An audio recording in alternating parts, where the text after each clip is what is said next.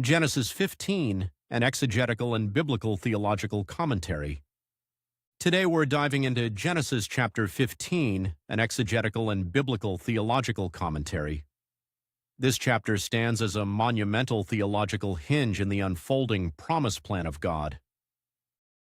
Introduction to the narrative context. Following the call of Abram in Genesis 12 to be the conduit of universal blessing and his military victory in Genesis 14, Abram faces a severe crisis of faith. He remains childless, and the promised land is still occupied by foreign nations. In this context, Yahweh condescends to formally ratify the covenant, guaranteeing both a physical offspring and a territorial inheritance. This chapter intricately binds the concrete historical realities of ethnic Israel, specifically the possession of the land and the multiplication of descendants, with the overarching biblical worldview of God reclaiming a family from the fractured nations.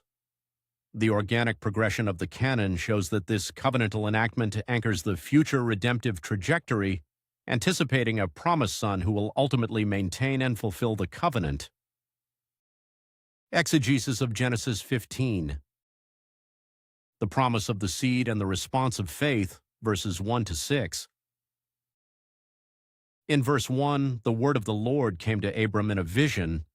This introduces a visible manifestation of Yahweh, often associated in Second Temple Jewish literature with the Memra, or the second Yahweh figure.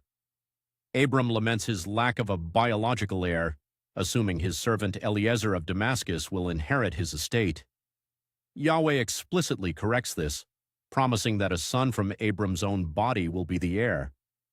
God then takes Abram outside to view the night sky, promising that his descendants will be as numerous as the stars. Second Temple traditions and modern biblical scholarship suggest this promise is not merely quantitative but qualitative, pointing toward the ultimate glorification of the covenant people as members of God's divine family who will become like the stars. Verse 6 is the theological apex, and he believed the Lord, and he counted it to him as righteousness. This demonstrates that membership in the covenant community is grounded in faith, a principle foundational to the promise plan prior to the giving of the Mosaic law and the sign of circumcision. The promise of the land and the covenant ceremony, verses 7 to 21. Yahweh reiterates his commitment to give Abram the land of Canaan, stretching from the river of Egypt to the Euphrates. When Abram asks for a sign, God instructs him to prepare animals for an ancient Near Eastern covenant-making ritual. A deep sleep falls upon Abram, emphasizing that this is a unilateral, unconditional promissory covenant modeled after ancient royal grant treaties.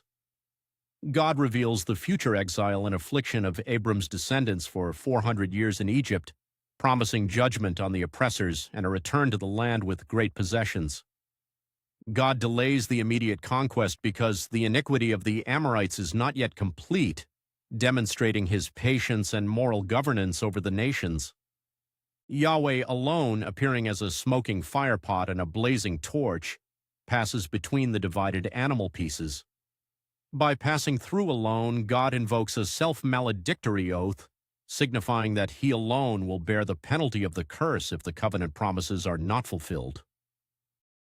New Testament appropriations.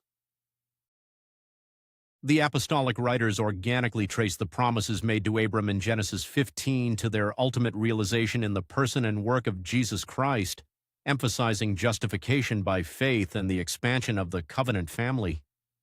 In Romans chapter 4, verses 3 and 18 through 24, the Apostle Paul explicitly draws upon Genesis 15:6 to demonstrate that justification has always been by faith, not by works of the law.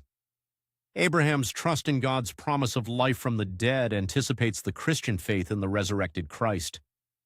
In Galatians chapter 3, verses 6 through 8, Paul links the faith of Genesis 15:6 to the universal blessing promised in Genesis 12, arguing that those who have faith are the true sons of Abraham and recipients of the gospel. James chapter 2, verse 23 utilizes Genesis 15:6 to illustrate that genuine covenantal faith is a living faith that inevitably produces obedience. And in Acts chapter 7, verses 6 and 7, Stephen recites the prophecy of Genesis 15:13 to 14 regarding the 400 years of slavery and subsequent deliverance, demonstrating God's sovereign timeline and historical faithfulness to the promise plan. Theological synthesis. Genesis 15 anchors promise plan theology by formally ratifying the unconditional guarantee of a seed and a land. The organic unity of Scripture is beautifully displayed here. God's self-maledictory oath to provide a physical heir and concrete territory to ethnic Israel establishes the historical foundation for cosmic redemption.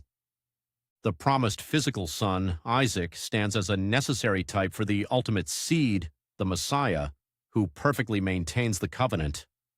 Dispensationalism correctly protects the physical, non-supersessionist dimensions of the land promises, but can sometimes fail to recognize how these very concrete realities inherently point forward to the renewal of the entire cosmos.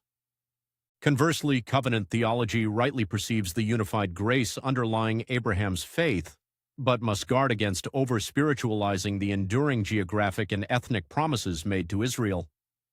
Ultimately, Yahweh's unilateral action in the darkness ensures that the promise plan rests entirely on divine fidelity, a grace that culminates in the cross and resurrection of Christ. That concludes our look at Genesis 15. Thanks for listening. Be sure to check out the full article on Substack for citations, footnotes, and deeper discussion. Subscribe for more content like this. God bless.